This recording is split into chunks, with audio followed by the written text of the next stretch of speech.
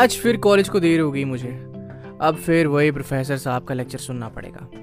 यार इस कमबख्त बस का भी यही हाल है, रोज रोज इसके कारण सुनना पड़ता है। मन ही मन भुनभुनाते हुए मेरे कदम आगे बढ़ते जा रहे थे।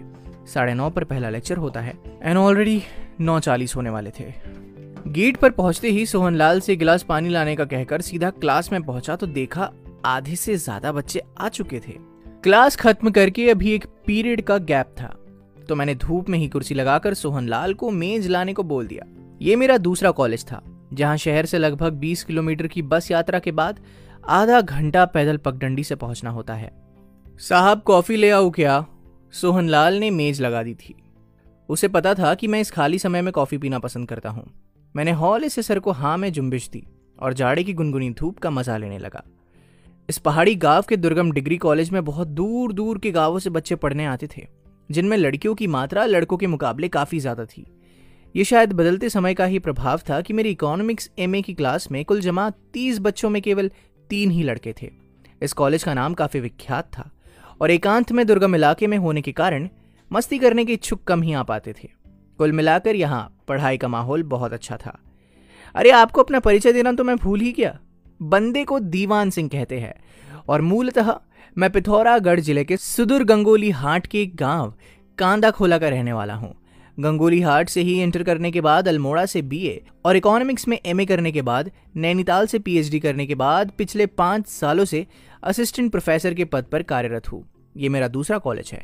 तभी जोशी जी जो इसी कॉलेज में मेरे सीनियर और मैथ के प्रोफेसर थे, मुझे देखकर पास आ गए और बोले, अरे दीवान क्या हाल है भाई, और कैसी रही तुम्हारी दशहरे की छुट्टियां? जी बढ़िया सर। और आपकी? आप भी गए थे क्या अपने घर? हाँ, अब 1 हफ्ते की छुट्टियों में तो जाना बनता ही है और फिर त्योहारों का मजा तो अपने घर पर ही आता है ना।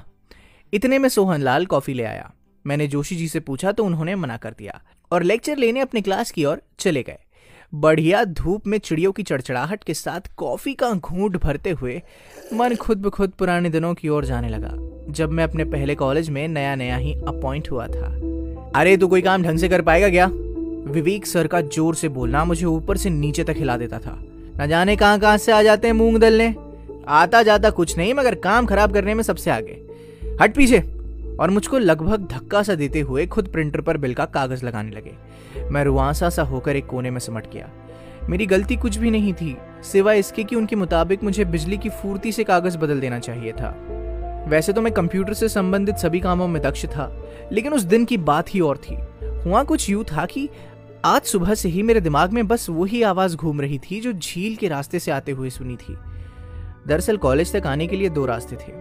एक जो सीधे बाजार के रास्ते से होकर जाता था और सभी लोग उसी रास्ते से आते जाते थे, और दूसरे रास्ते से आने जाने में कतराते थे क्योंकि झील के बगल में जो दूसरा रास्ता था वो एक तो सुनसान रहता था, दूसरा उसे लोग भूतिया कहा करते थे।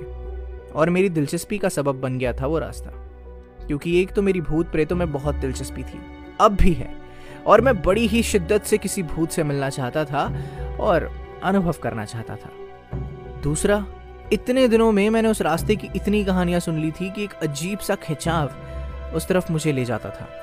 वैसे तो कॉलेज में अपॉइंट हुए मुझे 2 महीने से ज्यादा का समय हो गया था और ऐसा आज तक नहीं हुआ था कि उस सुनसान रास्ते पर कोई इस तरह से मुझसे बात करे।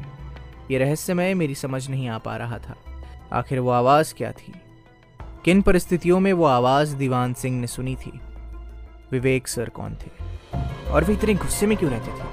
और सबसे बढ़कर झील के बगल का वो रास्ता और उसका रहस्य क्या था? जानने के लिए अगले भाग में बने रहिए।